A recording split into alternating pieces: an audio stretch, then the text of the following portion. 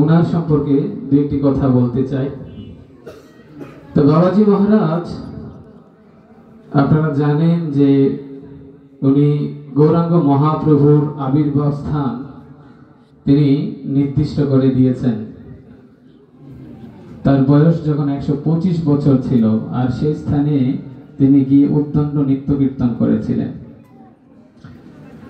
তো এই বাবাজি মহারাজ তিনি যখন বৃন্দাবনে থাকতেন, তখন তিনি একবার মধুকরী করতে করতে জারুধার, বৃন্দাবনে যে জারুদে, সে জারুধারের কাছে গিয়ে তিনি তার উচ্ছিষ্ট রুটি চেয়ে খেয়েছেন। আর এই কথাটা বাবাজি মহারাজরা, যারা অন্যান্য বাবাজি মহারাজরা শুনে ওনাকে দীক্ষা দিয়েছেন যে তুমি বাবাজি মহারাজ হয়ে এমন নিম্ন স্তরের ব্যক্তির কাছ থেকে গিয়ে তুমি রুটি মেঘে খেয়েছো, সেটা তুমি ভুল করেছো। তখন জগন্নাথ দাস বাবাজি মহারাজ বলছে, না, আমি একটু ভুল করিনি। কেননা আমরা দেখতে পাই যে ভগবান হচ্ছে সর্বোচ্চ, আর ভগবানের থেকেও বড় যদি কিছু থেকে থাকে তাহলে ভগবানের চরণ ধুলি। আর ভগবানের চেয়েও বড় হচ্ছে ভগবানের ভক্ত, ভক্তের চেয়েও সর্বোচ্চ স্থানে রয়েছে ভগবানের ভক্তের চরণ ধুলি। তাহলে সেই চরণ ধুলি, যে ব্রজধামের চরণ ধুলি যে সব সময় গায়ে মাখছে, সে কতটুকু ভাগ্যবান। অর্থাৎ সেই যে জারুধার সব সময় ভক্তদের চরণ ধুলি, বৃন্দাবনের রজ তার গায়ে মেখে আছে, তাহলে সে সর্বোচ্চ লেভেলের ভক্ত। তাহলে তার উচ্ছিষ্ট খাওয়া হচ্ছে ভাগ্যের ব্যাপার। তো এইভাবে তার মধ্যে কোনো ধরনের জাতিভেদ ছিল না। তিনি অত্যন্ত বৃদ্ধ ছিলেন, এমন বৃদ্ধ ছিলেন যে তার চোখে মানে চোখের যে পাতা আছে তিনি স্বাভাবিকভাবে সরাতে পারতেন না, তিনি হাত দিয়ে সরাতে হতো, এত বৃদ্ধ ছিল। তো তার যে সেবক ছিল বিহারী, তিনি সবসময় তাকে খাবার দিয়ে চলে যেতেন।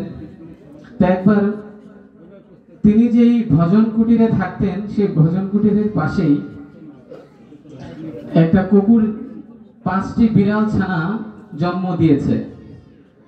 তো এখন বাবাজি মহারাজকে রুটি দিয়ে তিনি বিহারী চলে গেছেন, আর ওই যে বিড়াল ছানাগুলো সে এসে এই বাবাজি মহারাজের পাশে বসে ওই বাবাজি মহারাজের প্লেট থেকেই খাচ্ছে। তো এইভাবে সেই বিহারী কৃষ্ণদাস এসে এগুলোকে তাড়িয়ে দিয়েছে। আর পরের দিন ওই বাচ্চাগুলো যাতে না আসতে পারে সেই ব্যবস্থা বিহারী করে দিয়েছে, যে না, সেগুলো যাতে না আসতে পারে। এবং সেদিন জগন্নাথ দাস বাবাজি মহারাজকে খাবার দিয়েছে, আর সেই খাবার জগন্নাথ দাস বাবাজি মহারাজ খাচ্ছে না। তো বিহারী এসে দেখছে যে বাবাজি মহারাজ আপনি প্রসাদ পাচ্ছেন না কেন? বলছে আজকে ধামবাসীরা আসলো না এখনো, এজন্য আমি খাচ্ছি না। ধামবাসীরা কখন আসবে? ধামবাসী কারা? বলছে যে কালকে আমার সাথে প্রসাদ পাচ্ছিল যে কুকুর ছানাগুলো। বলছে তাই? আমি তো তাদেরকে বন্ধ করে দিয়ে আসছি একটা জায়গাতে। বলছে না না না, তুমি ভুল করেছো, তুমি তাদেরকে পাঠাও। যদি আজকে কুকুর ছানাগুলো আমার সাথে না খায়, আমি প্রসাদই পাবো না। তা আসলে এটা হচ্ছে বাবাজি মহারাজের অত্যন্ত সুন্দর একটা শিক্ষা, যে উনি কুকুর ছানাগুলোর মধ্যেও তিনি ধামবাসী খুঁজে পেয়েছে। আর আমরা তো দামবাসীদেরকেও ধামবাসী বলে মনে করি না। তা আসলে এইভাবে বাবাজি মহারাজের অনেক লীলা আছে, এখানে আমাদের বৈষ্ণব বৃন্দরা সেগুলো বলবে।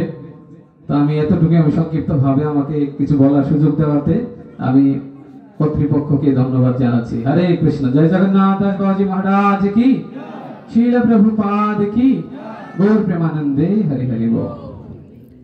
ধন্যবাদ।